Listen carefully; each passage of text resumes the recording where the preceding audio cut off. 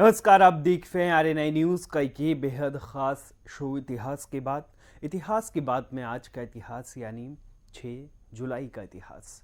आज के इतिहास में आपका स्वागत है। मैं हूं आपके साथ गुफरान खान। आज के इतिहास में आपको ले चलेंगे 6 जुलाई के सफर पर। तो चलिए 6 जुलाई के सफर पर। महात्मा गांधी को 6 जुलाई 1944 में पहली बार नेताजी सुभाष चंद्र बोस ने राष्ट्रपिता कहा था। गांधी जी के देहांत के बाद भारत के तत्कालीन प्रधानमंत्री पंडित जवाहरलाल नेहरू ने रेडियो के माध्यम से देश को संबोधित किया था और कहा था, राष्ट्रपिता अब नहीं रहे। सत्य और अहिंसा के पुजारी राष्ट्रपिता महात्मा गांधी का नाम इतिहास के पन्नों में सदा के लिए अमर है। उन्होंने देश को आज़ाद कराने में महत्वपूर्ण भूमिका निभाई थी। आज उनका नाम याद करते हुए गर्व का अनुभव होता है। महात्मा गांधी को राष्ट्रपिता के नाम से नवाजा गया। भले ही महात्मा आज हमारे बीच ना हो, लेकिन वो सभी के जहन में बसे हैं। उनके विचार और आदर्श आज भी हम सबके बीच हैं। सुभाष चंद्र बोस महात्मा गांधी से 20 जुलाई 1921 में मिले थे और उनसे काफ़ी प्रभावित हुए थे। उनसे मिलने के बाद ही वो स्वतंत्रता संग्राम का हिस्सा बन गए थे। हालांकि धीरे धीरे उनके विचार महात्मा गांधी के विचारों से अलग होने लगे। तो क्यों था महात्मा गांधी और सुभाष चंद्र बोस में मतभेद? चलिए जानते हैं। दरअसल महात्मा गांधी और कांग्रेस चाहती थी कि भारत को अहिंसा के पथ पर चरणबद्ध तरीके से स्वतंत्रता मिले, लेकिन सुभाष चंद्र बोस का मानना था कि इस तरह देश को कभी आज़ादी नहीं मिल सकती। अगर देश को आज़ाद कराना है तो अंग्रेजों से सीधे मुकाबला करना होगा।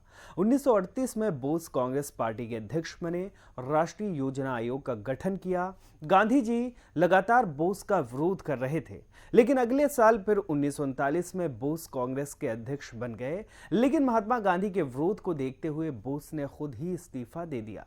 बोस इसके बाद योजना बनाने में जुटे, लेकिन इसी बीच दूसरा विश्व युद्ध छिड़ गया। बोस को लगा कि अगर ब्रिटेन के दुश्मनों से मिल जाया जाए तो अंग्रेजी हुकूमत को हराकर आज़ादी मिल सकती है। हालांकि उनके विचारों पर अंग्रेजी हुकूमत को शक था और इसी कारण उन्हें कोलकाता में नजरबंद कर दिया गया। लेकिन बोस वेश बदलने में माहिर थे। कुछ ही दिनों में वो अपने घर से भाग निकले और वहां से जर्मनी पहुंच गए। वहां उन्होंने हिटलर से भी मुलाकात की थी। जनसंघ के संस्थापक और भारतीय राजनीतिक श्यामा प्रसाद मुखर्जी का जन्म 6 जुलाई 1901 में हुआ था।